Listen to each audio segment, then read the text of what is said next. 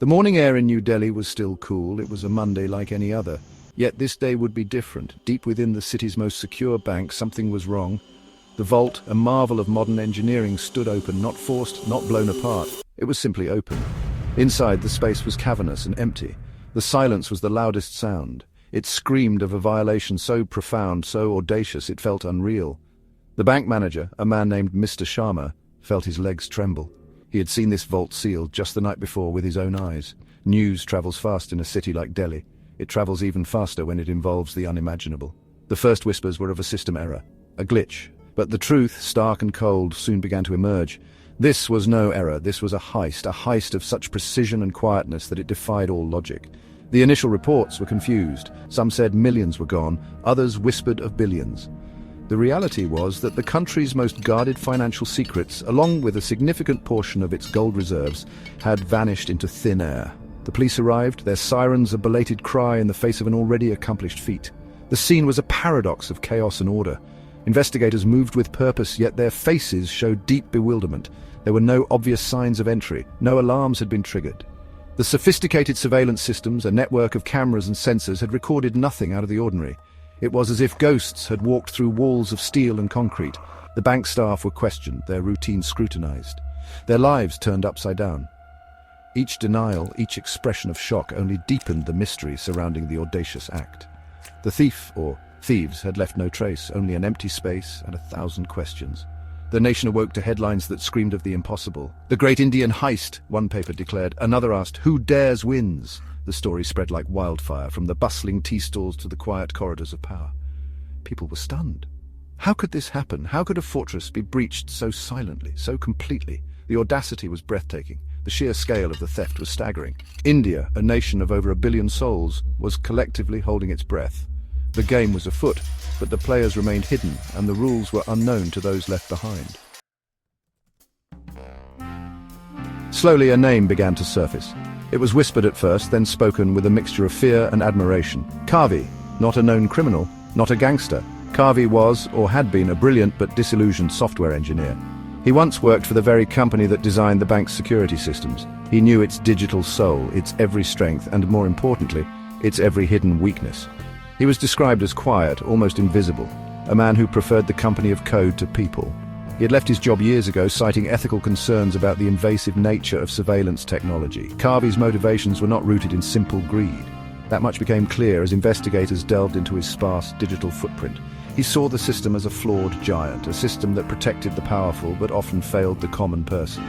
He believed the concentration of wealth and information in such vaults was a symbol of inequality. His act, he seemingly intended, was not just a theft, but a statement. A grand, elaborate gesture designed to expose the vulnerabilities of a system he felt had become too complacent, too arrogant in its perceived invincibility. He was playing a different kind of game, a dangerous and complex one. He was not a man driven by a desire for luxury. Friends, or rather acquaintances, recalled him as someone with simple needs. He spoke of logic, of systems, of elegant solutions to complex problems. The heist, it appeared, was his ultimate intellectual puzzle, a challenge he set for himself against an opponent he deemed worthy, the entire security apparatus of the state. He had spent years planning, observing, learning. He understood the human element within the security chain, the predictable patterns, the overlooked details. Kavi was not just a thief. He was an artist of deception, painting his masterpiece on the canvas of the nation's trust. The manhunt for Kavi became an obsession, yet he remained elusive, a ghost in the vast machine of India. He had anticipated every move, every countermeasure. His digital trails vanished into the labyrinth of the internet. His physical whereabouts were a complete mystery. He had become a legend before he was even a suspect. People debated his motives. Was he a dangerous criminal who had robbed the nation, or was he a modern-day Robin Hood, challenging a system that many felt was inherently unfair? The answer, it seemed, depended entirely on who you asked and what you believed. Perfect. The execution of the heist was a symphony of meticulous planning and flawless timing. Kavi did not use brute force, he used knowledge. He exploited a series of minor, almost imperceptible vulnerabilities in the bank's digital and physical security. He had created a digital backdoor years ago, a sleeper code hidden within a routine software update. This code lay dormant, waiting for his command. It was a whisper in the complex digital song of the bank's operations, unheard by anyone. This was his entry point, the key to unlocking the fortress from within, without ever physically breaking a lock. On the night of the heist, Kavi activated his code remotely. This allowed him to create a looping feed for the surveillance cameras in critical areas. The guards watched monitors showing an endless, uneventful night, while reality unfolded differently just meters away. He also manipulated the sensor data, making them report normal conditions. The vault's multiple locking mechanisms, a combination of timed locks, pressure plates, and biometric scanners, were bypassed sequentially, using pre-programmed overrides he had embedded. He knew the exact sequence, the precise timing needed for each step. It was a digital ballet performed in absolute silence. The physical entry, if it could even be called that, was equally cunning. It's believed a small, highly skilled team, perhaps only one or two accomplices, gained access through a disused maintenance tunnel. This tunnel was not on any recent blueprints. Kavi had unearthed its existence from archival city plans. They moved like shadows, their movements precise, their actions rehearsed. They didn't rush, they didn't make mistakes. They were instruments of Kavi's will, extensions of his intricate plan. The gold and sensitive documents were removed methodically, replaced with perfectly weighted replicas to delay detection by routine checks. The authorities were baffled by the sheer elegance of the deception. There were no alarms tripped, no doors forced, no witnesses. The vault was simply emptied, as if by magic. The brilliance lay in understanding the system not as a set of defenses, but as a series of interconnected processes, each with its own rhythm and potential for manipulation. Kavi had not fought the system. He had made it dance to his tune. He turned its strengths, its reliance on technology and routine, into its greatest weaknesses. The impenetrable fortress had been conquered not by might, but by intellect and an almost preternatural understanding of its inner workings. The public reaction was a tidal wave of disbelief, quickly followed by a strange mix of outrage and covert admiration. The sheer audacity of the great Indian heist captured the nation's imagination. News channels ran 24/7 coverage.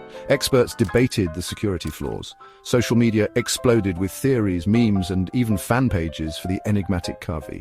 He became a folk hero to some, a symbol of defiance against a system perceived as rigid and often uncaring. To others, he was a dangerous criminal who had shaken the foundations of national security and financial stability. This divide in perception was stark. The media frenzy was unprecedented. Every detail, every speculation was dissected and broadcast. Reporters camped outside the bank, outside police headquarters, hoping for any scrap of information. The government faced immense pressure to explain how such a breach could occur. Questions were raised in Parliament. The opposition demanded resignations. The heist didn't just steal gold and documents, it stole the illusion of absolute security. It forced a national conversation about trust, technology, and the very nature of safety in the modern age. The narrative was compelling. One man, armed with intellect, against the might of the state. In the aftermath, sweeping changes were made to the country's security protocols for critical infrastructure. Financial institutions overhauled their digital defenses. New cybersecurity laws were debated and enacted. The heist served as a brutal, expensive lesson in the ever-evolving nature of threats. The focus shifted from just physical barriers to the unseen digital battlegrounds. It spurred investment in new technologies and, more importantly, in human expertise to counter such sophisticated attacks. The case became a staple in training modules for security professionals across the country, a textbook example of complex systemic failure.